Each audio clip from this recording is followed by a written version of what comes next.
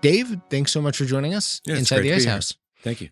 So when I joined Intercontinental Exchange, I was frankly surprised to learn that the company had a meteorologist. My first thought was, what impact does weather possibly have on a company like ICE? And as I delved deeper and I became more experienced with the company, I came to understand its significance. But for those unfamiliar who were like me when I first started, how does weather influence ICE, its core businesses, and just financial markets overall?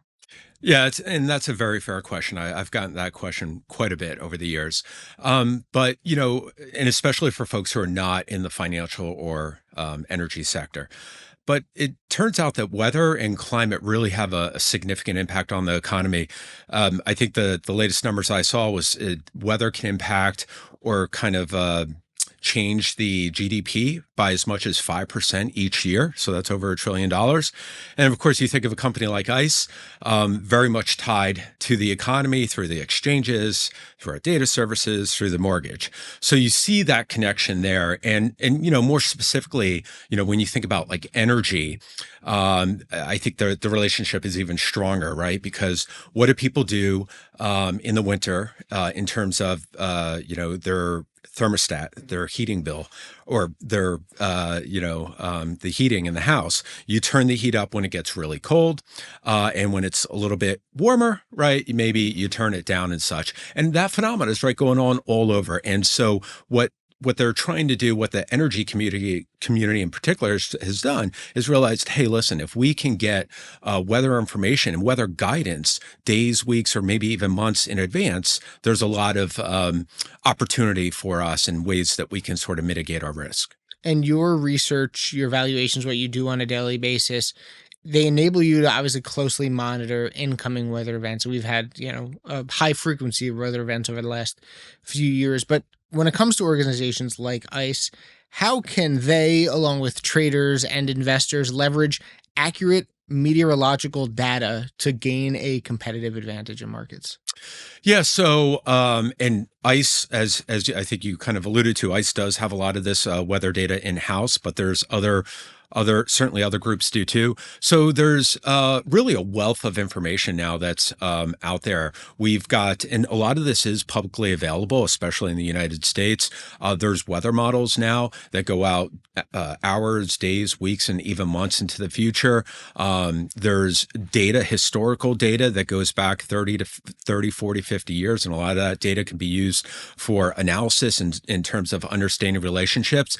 So the wealth of data, especially I would say over the last 10, 15 years with cloud computing and just, data becoming so much cheaper, has become much more readily available. And in part, that's actually why you've seen sort of this explosion in weather companies, startup weather companies over the last 10 years. 20 years ago, to be able to source that data was incredibly expensive. And so only the major companies or major modeling centers could do it. But now a lot of startup companies have had access to this, and that's been a great thing. You've seen an explosion in value add weather services and products. So, Dave, take us back to the beginning, because I think we all, at some point of our lives, specifically in our youth, right, have envisioned, man, it'd be so cool to be a weatherman, right? I remember going on a school trip. I don't remember what grade I was in, but we went to a TV studio on a school trip, and they showed us how to use a green screen, and that obviously conjured up visions and dreams of, hey, being in front of that green screen, telling the weather on a daily basis. Is that sort of what got you interested in meteorology, this potential goal, this potential dream, desire to, be in front of the camera, be a weatherman? How did your interest and how did your sort of career in weather really start? Yeah, it's a peculiar thing. And I'm not going to embarrass myself too much by telling like what other kids thought of me back when I was younger. But from as young as I could remember, I had this. I just loved weather. I don't know where I got it from. I didn't necessarily get it from my parents. They weren't anti-weather, but they weren't necessarily meteorologists or scientists. But I had this fascination and love for weather, in particular snowstorms. So were snow days your Oh, head in. Yeah. of course. But like any kid, but like I would be the kid who would be like, watching the Weather Channel and all the weather services. Like, we'd have sleepovers and I'd be like, hey guys, can we just turn to the Weather Channel or something like that real quick? Or if there was a chance for snow, I'd be like, hey guys, I just got to go outside and check what the weather is. So I don't know where that came from, but it was there such that by the time I was, at a point to look at colleges and things like that, I was like, well, maybe I can make a career of it. I don't know, but I just know I like it. And I went into it, enjoyed it. And, here we are. And how did the specific role? Because again, when I joined ICE, I didn't anticipate the company having a meteorologist. So how did the role, not necessarily with ICE, but just in general in the greater financial community, how did the role of a meteorologist sort of come to be? Yeah, so I can't speak to the, day one necessarily, but there are definitely some early stories that I'm aware of where, where that connection was made. And Enron, obviously had kind of a bad end to it, but Enron was one of the first companies that really realized the value of meteorologists. They actually had like, I believe, two or three teams. And it's an interesting story within that too, because I believe the president or CEO was Jeff Skilling, and his brother was or is Tom Skilling, and Tom Skilling is a very famous meteorologist in Chicago. I think he just retired recently. So there was that connection there, I believe, where Jeff knew from his brother how important weather is and how it can have such a big impact and such. And so Enron was one of the first companies that really leveraged it, especially for their energy trading business, as we had talked about earlier with natural gas and oil. And though obviously, even though Enron is no more, kind of collapse, other companies took note of that and started hiring meteorologists. And of course, with ICE, it makes sense. Again, as we talked about earlier, ICE, a major financial company, has a lot of people who use their products to trade natural gas and oil and other things too. And so why not have their platform already great with the financial information? Why not even make it better with the weather data? So I'm sure millions of people are out there like me, right? Every morning I get up from bed and I check the weather, right? I'm coming from New Jersey. I want to see, do I need a jacket? Am I okay without one? Is it going to rain? Is it going to snow? What do I need to wear to make sure that my commute from home to the New York Stock Exchange and back is comfortable? Temperature is pretty easy to interpret, right? You'll see 30 degrees, you'll see 35 degrees, you'll see 40, you'll see 80 when it's in the summertime, right? And just by looking at the number, okay, it's going to be warm, it's going to be hot. But there, of course, is more complex data, like you were talking about with percentages of rain, with percentages of humidity, that I'll see, especially the humidity part. And I'm like, well, what does that mean to me, right? How do I interpret that data? So how can meteorologists, and this sort of goes back to your point of communication, but how can meteorologists present the information in a way that's easier for consumers to understand and helps them make better decisions, make better informed decisions like I have to when I'm, getting up at 6 o'clock in the morning to obviously come here to the NYC? Yeah. So again, that's a difficult question. These are certainly challenges that we have, and so I don't have a perfect answer, but just some thoughts on it, right? So one is I sometimes think that we underestimate the ability for just people to digest probabilistic information. An example of that is the Hurricane Center cone, right? The forecast center, the forecast cone, and everyone knows about that, right?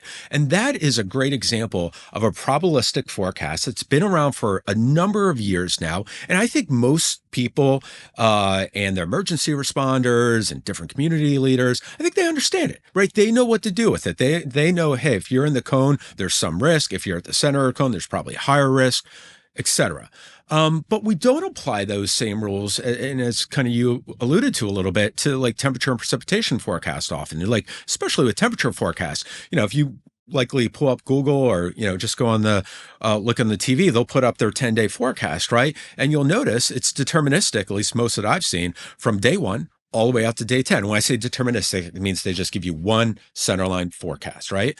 Well, we know, most of us, and I think most people at home, of course, know that the accuracy of a day one is not the same as a day 10, right? So I think what would be much better is to provide probabilistic forecast, if you want, still provide that center line, but provide this probabilistic forecast to those users. So that, like on that 10-day forecast, you would see something like a very tight range around day one. And, let's say the center line was 70, it might say between 68 and 72. But by the time you got to day 10, it might have a 5 or 10 degree range around that. And where I think that would help, to your other point, I would say more about impact is, I don't know, if you're planning this weekend trip, right? And I get this question from my wife all the time when we go out. She's like, do I need a jacket? Do I need a sweater? And this kind of thing. Well, if you know that the range, right, you're going on a weekend trip up somewhere and the max temperature is likely going to be between, I don't know, 65 and 75, as opposed to just a point, you can, pack accordingly. You could say, well, there's some risk. I'm going to need a light jacket, a sweater. Let me put at least one in there. But there's also a chance that it's just going to be in the 70s and a couple t-shirts. So I think that's probably a very simplistic way, but how, we can adapt better if we provide better, more probabilistic or risk, information about the risks of the forecast to the community. Do you think long-term predicting is getting better though? Because like you just said, right, you get a 10-day forecast. Day one, pretty much on the mark because it's obviously the soonest day coming. Day 10 is sometimes a hit, but sometimes it'll say, oh, it's going to be, sunny, chance of, 80-degree temperatures, no cloud in the sky. And then ultimately you get to day 10 and it's raining and it's 70 degrees and it's a thunderstorm. So with that being said, do you think we are getting closer or predicting that day 10 is getting better over the, last 5-10 years? Or do you still think it has a long way to go? Yeah, I was trying to avoid your question about performance because meteorologists don't like to talk about. No, a couple things. So one, I think overall, over the last, again, 10, 20 years, few years, forecast performance overall, whether you're talking about temperatures, precipitation, tropics, has gotten significantly better. There's some numbers, and I don't remember them exactly, but they'll say, like, if you compare like a day 5 forecast today, or the accuracy of a day 5 forecast, it compares maybe like 20 years ago to day 2 forecast. So it's really come up dramatically. But people get used to that, right? And they want more, right? So they're like, okay, I trust day 5, but as you were saying, day 10. In terms of where we're going into the future, I think we're going to continue to make improvements, but there is question about how far and how much as you go further out. And some of that, there was a scientist a long time ago. His name was Ed Lorenz, and he was the one who sort of discovered what later became called the butterfly effect. And a lot of people may have heard of that. That's the idea that, a little butterfly flapping its wings in Brazil or something ends up causing a tornado in Kansas or something. But what he discovered and what he found, and this is where one of the great limiting factors of weather forecasting is, and he discovered this by accident, but all these observations, temperatures and such go into these weather models, right? From all over the globe, and then the models make forecasts. Well, the instruments that measure temperature and such, of course, aren't perfect. Nothing's perfect. It's created by humans. They're also not standardized, right? The thermometer we might use in New York City may be very different manufacturer than in someplace in Africa or Tokyo or what have you.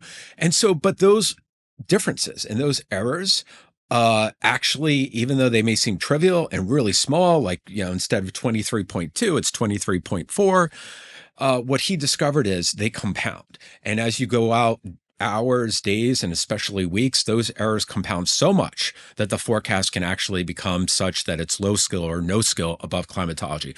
So I think that's a sort of long-winded answer, but we're going to have to deal with that. Some meteorologists, some scientists don't ever think we'll never completely get past that. So it's always going to be something hard to push, but there's still a lot of opportunities to make incremental improvements for the next, for the years to come. So in the more recent months, dating back to, the last few months of 2024, obviously now the first month of 2025, we've seen quite a few of these significant weather events happening throughout the country. Since early January, the Los Angeles area has faced a series of devastating wildfires, destroying homes and destroying communities. When it comes to forecasting these disasters specifically, whether it be a wildfire, whether it be a hurricane, whether it be an earthquake, whatever it might be, what are the biggest challenges in predicting when and where they'll occur? Yeah. So, with it's a yeah, it's a very difficult situation, right? Because we know a lot of people like to live in some of these climates, right? You think of Florida, the Gulf Coast, a lot of people that, there's been a tremendous buildup of people, companies, corporations, business along those areas because it's warm, it's mild, what have you. Same thing for Southern California. Unfortunately, though, you know, those areas have significant risk from different types of weather events. In the Gulf of Mexico or Gulf Coast, you have obviously hurricane risk, significant hurricane risk, and as you mentioned, in Southern California, you have the fire risk. So it's the forecast for those obviously can continue to get better. The communication aspect should get better. I will say with this recent event in Southern California, the forecast, the weather forecast, relatively speaking, relative to what's available at this time, were relatively good. In other words, there were the forecast centers in those areas that published the fire forecast. They made forecasts that were projecting a very high risk for fire danger several days in advance. Now, we talked earlier, communication obviously has to get better. But really, I think that the things that obviously have to be looked at, and I think they're already starting to, are mitigation measures, right? You're living in an area that's dry. You can't control or change the environment, or at least it's not easy to change the environment in Southern California. But what you can do is, with the homes, obviously there are different materials that they can look at and explore that might be safer from fire risk. Vegetation is another big one. Yeah, you might like certain vegetation in your community or your house, but it may be very susceptible to fires. So changing the vegetation, the landscape there can be helpful, and of course providing protective layers. So there's some things there that I think they're going to look at, and I think the other thing here too, and certainly ICE could be a player involved here, is looking at how the markets can help, right? And in some of those markets, meaning like their insurance markets, right? It seems like we're starting to see this, especially in the last few years, whether it be hurricanes or I think hopefully with the fire dangers, is that their insurance markets can do a better job in terms of pricing in those risks to make people more aware and the communities more aware, but also to incentivize better, right? To say like, hey, those mitigation measures you and I just talked about, if these communities, if these homes put in those mitigation measures, which is going to make it less likely, we're going to provide you with discounts. Hmm. And wildfires, like they have far-reaching effects on various sectors, right? Obviously, we talked about the community in the surrounding areas and how wildfires affect them, but you talk about insurance, as you just mentioned, energy sector, agriculture, commodities. How do you factor in potential wildfire threats and actual then wildfire events when analyzing various market trends, risks, and ultimately what you do for ICE? Yeah, I think that's I'll piggyback off kind of what we are just talking about with the insurance markets. I think unfortunately, I think there was a disconnect. I think up until recent years in terms of actually pricing in that information, whether it be about climate or weather risk, hurricanes, fires, heat waves. There was somewhat of a disconnect for various reasons, right, to that. But it seems like the market is really starting to pay attention to that now and try to understand those relationships and bake it in.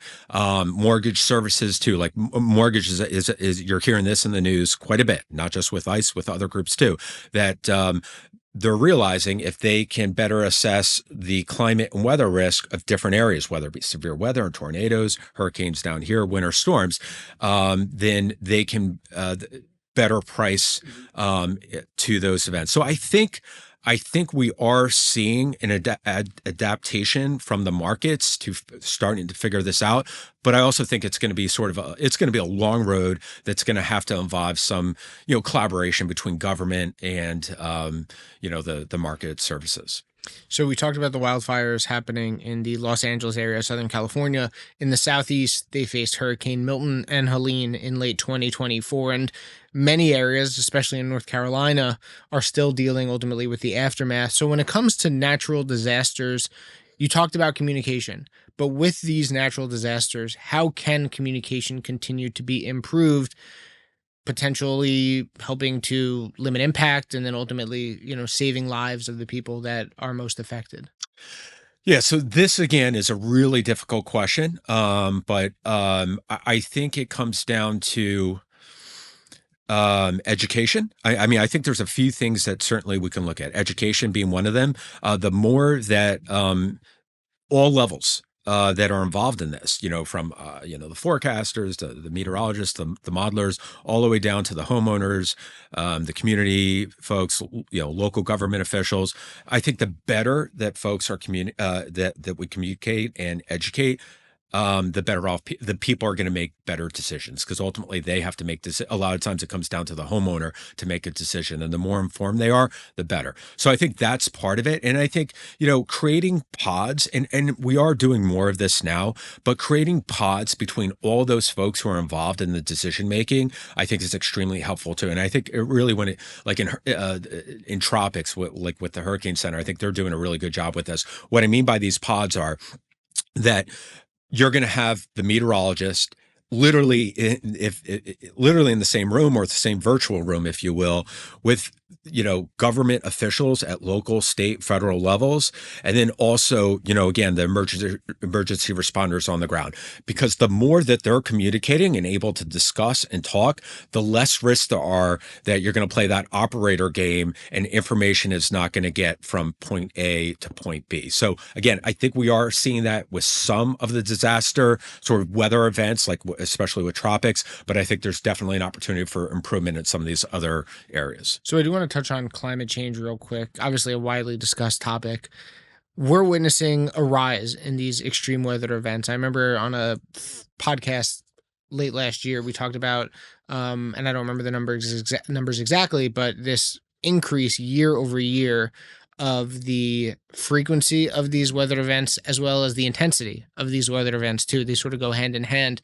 So to what extent do you believe, broad question here, but to what extent do you believe climate change is driving the frequency and driving the intensity of these wildfires, of these hurricanes, of these natural weather events that have such a enormous impact on obviously the surrounding communities?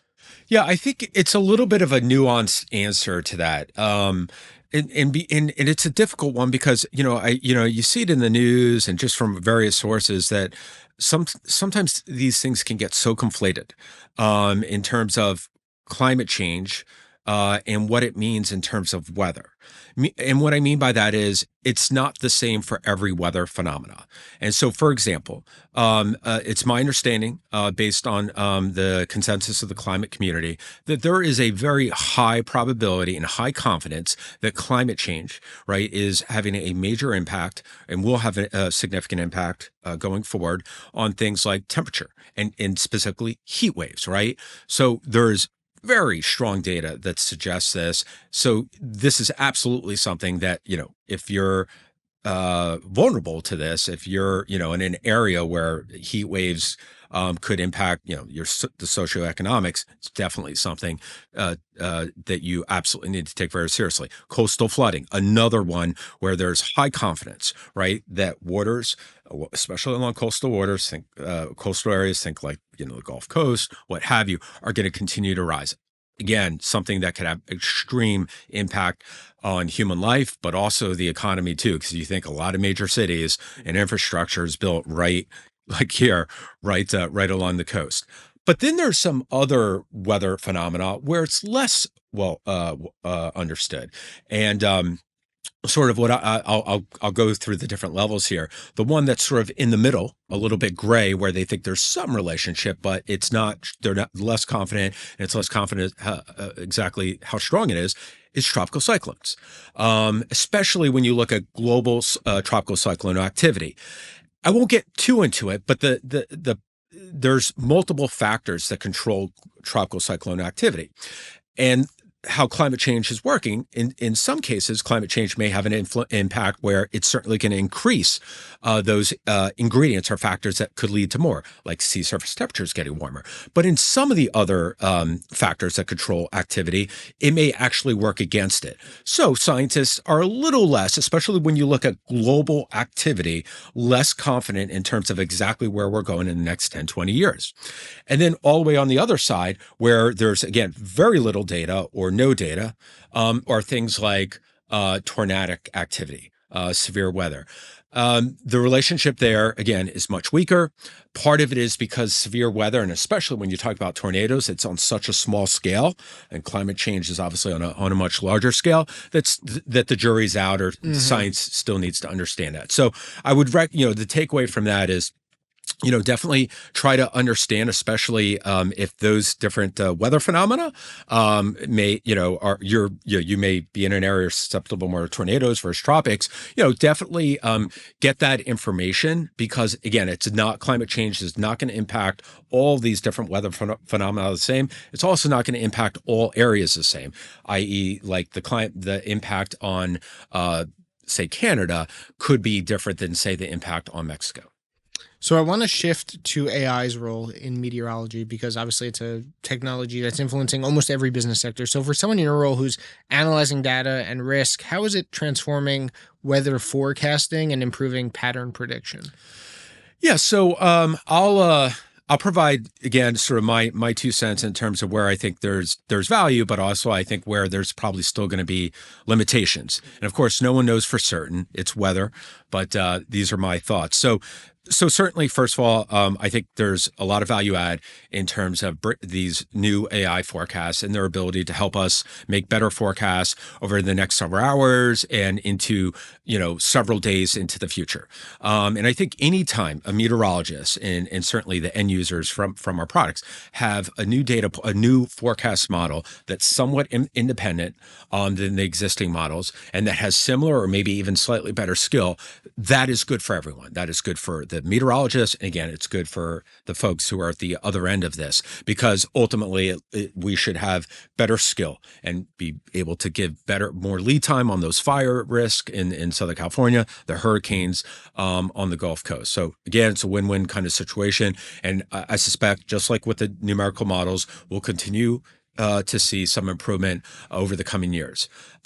Now, if the question is, and sometimes maybe this gets lost in the messaging, 2 weeks from now, 2 months from now, a year from now, are we going to be making those, like the forecast we talked about, where on July 15th, we now have hourly forecast of temperature and precipitation for a point location? I don't think we're going to be there, and I don't think still we're going to be there for a long time. Reasons why are some of the things we talked about at the beginning of this podcast, which is these models, these AI models are still based off, Yeah. what humans devise, and it's really that from the initial conditions of these numerical models. And we talked about the initial conditions of those numerical models are still flawed, right? We still don't have observations, complete global coverage. We probably won't for a long, long, long time. And even if we did have perfect global coverage, even if every point on Earth we had coverage, we would still need precise information and accurate information. And again, is that going to happen in the near future? Probably not. And so the chaotic nature of weather means that once you go out days, weeks, months, I think you're still going to be limited. So incremental improvement is what I would expect. And I think we're going to do better because of these AI models. But I don't think we're going to see this profound, all of a sudden, hey, now we can forecast out 5 months the same way we were doing 1 month out today.